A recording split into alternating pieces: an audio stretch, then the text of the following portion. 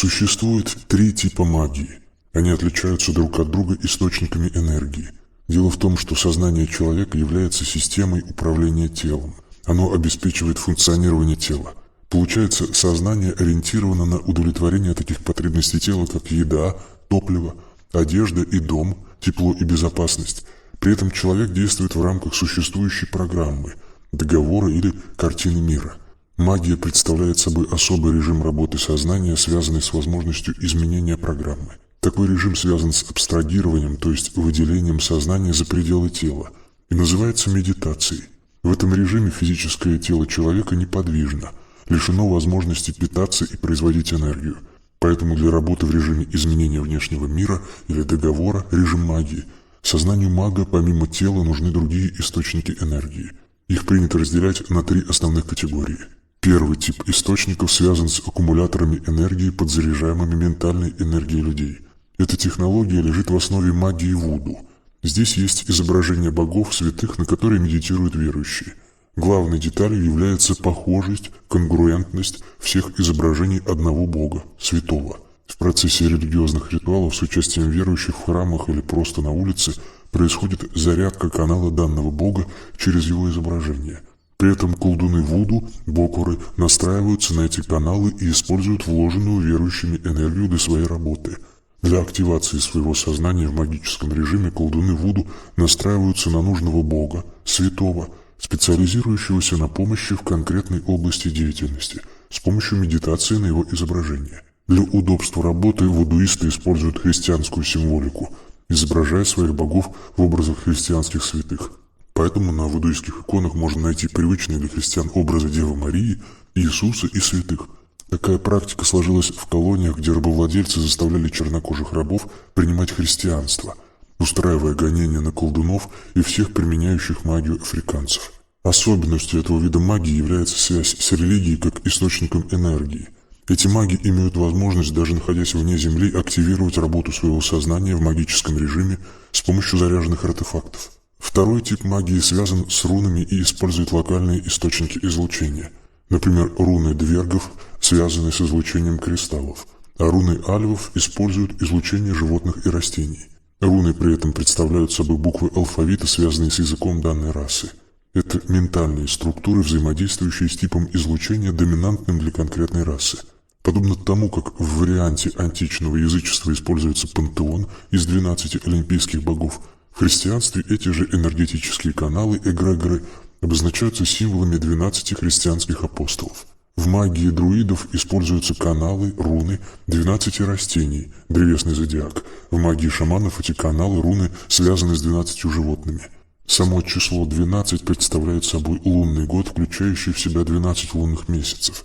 То есть в этой системе выделяют 12 источников энергии, рун.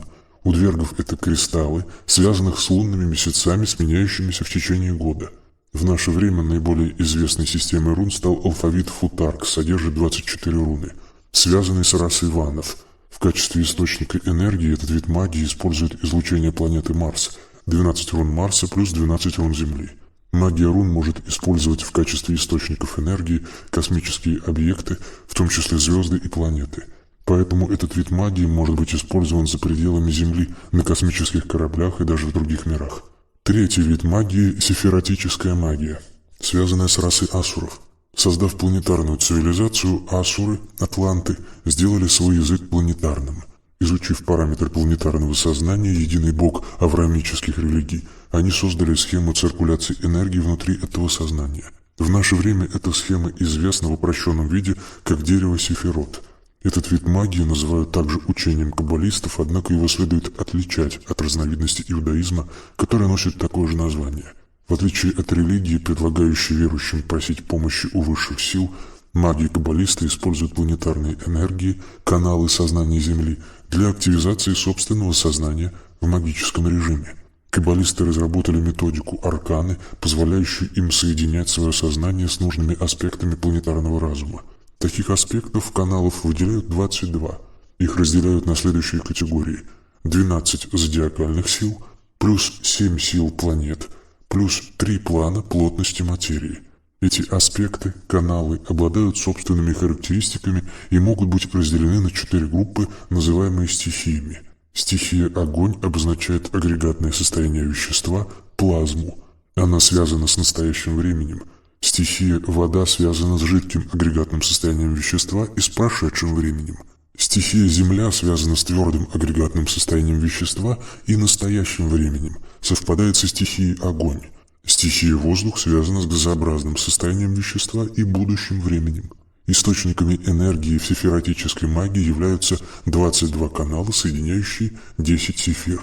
Для соединения сознания мага с внешним источником энергии используются арканы, настройки. Каждому каналу, обозначенному собственным номером, соответствует аркан с тем же номером. Арканы объединены в систему, называемую арканы Таро. Этот вид магии был разработан цивилизацией Древнего Египта и сведен в священной книге Тотта. Этот труд содержит в себе тексты, описывающие технологию использования планетарных энергий. Весь текст разбит на 2 части – большой аркан, включающий 22 аркана, и малый аркан, включающий 56 арканов. Система сефиротической магии, то есть магии, основанной на дереве сефирот, включает в себя работу сознания с помощью этих 78 арканов. Аркан можно описать как тексты, то есть систему символов, глифов. Эти тексты относятся к категории интуитивно понятных. Цивилизация Древнего Египта имела 2 алфавита – фонетический и иероглифический. Иероглифический алфавит, интуитивно понятный, предназначен для магической работы, создания вертикального канала, в то время как фонетический язык используется для создания горизонтального канала, то есть обычного общения. Книга Тотта, содержавшая в себе знания еще более древней цивилизации, атлантов, была написана с помощью священного иероглифического алфавита. Для понимания таких текстов посвященному жрецу надо было знать несколько ключевых моментов, связанных с этими символами. Эти особые элементы назывались ключами или ключиками и никогда не записывались. Они передавались устно от учителя к ученику. К таким ключам относилось, например, знание о том, что мужская фигура обозначает активность левого полушария мозга, женская фигура – активность правого полушария. А изображение звезд на рисунке обозначает присутствие астрологического или временного фактора. Например, большая звезда в обрамлении малых звезд символизирует Солнце и означает лето как время года, когда влияние энергии этого аркана возрастает, и полдень как время суток, когда влияние наибольшее. Есть много ключей, которые надо знать в наше время, однако в древние времена эти вещи были настолько очевидны, что не нуждались в особых комментариях. Получив в свои руки один из 22 арканов, маг мог подключить свое сознание к соответствующему каналу и совершить действие, которое позволяет данный канал. Такое действие или способность совершить подобную работу носит название ситхи – высшая способность данного канала. Можно описать канал как проводник сигнала, протекающего между 2 сефирами. Поскольку сознание планеты состоит из сознания людей, то можно сказать, что структура канала состоит из сознаний, интегрированных в него людей. Так или иначе, сознания всех людей встроены в каналы и каким-то образом взаимодействуют с планетарным сознанием, являясь его частями. Каналы 22-17 связаны с сознанием обычных людей касты 1-3. Каналы 17-9 – каналы магов. Каналы 9.1 связаны с высшими нематериальными сущностями. Низкочастотные каналы 22-17 являются несущими для религиозных эгрегоров, а высокочастотные 17.9 – базой для магических орденов. Магический орден представляет собой сообщество магов, объединенных работой с одним и тем же каналом. Их сознания, соединенные в структуру одного и того же канала, взаимодействуют между собой на любом расстоянии, но при этом привязаны к планетарному сознанию Земли. Основной разницей между религиозными и магическими эгрегорами является то, что в первых можно обратиться за помощью к высшим силам, а вторые предназначены для эволюции человеческого сознания, превращения его в сознание высшего существа. В этом пособии для работы с сефиротической магией мы даем несколько примеров работы с магическими арканами. Для первоначального навыка работы с арканами мы возьмем аркан 17 – энергия жизни, 16 – энергия воды, 15 – энергия огня и 14 – энергия воздуха. Первоначальная и самая простая работа, предназначенная для ознакомления с сефиротической магией, производится в аркане 17. Работа со стихией жизни может быть использована для целительства.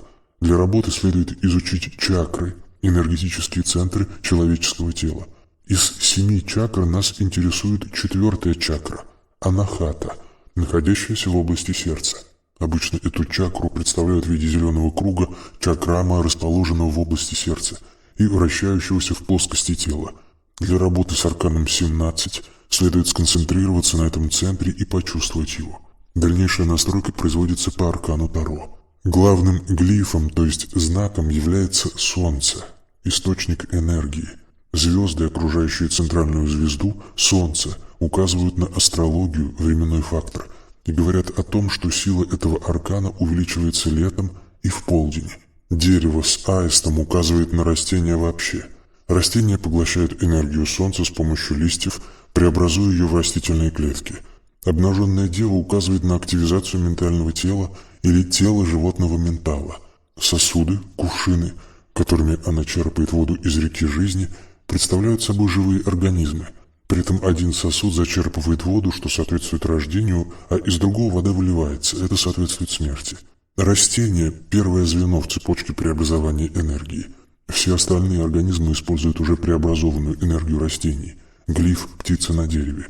В этом аркане мы имеем дело с коллективными сознаниями вида, то есть с тотемами. Из всех тотемов маги обычно выделяют тотем ягуара. Дело в том, что в процессе охоты ягуар убивает добычу, как и остальные хищники, порождая импульс излучения, сосуд, из которого дева выливает воду. Жизненная энергия добычи тратится ягуаром, не самым крупным и не самым сильным хищником, в процессе охоты, сложная работа сознания.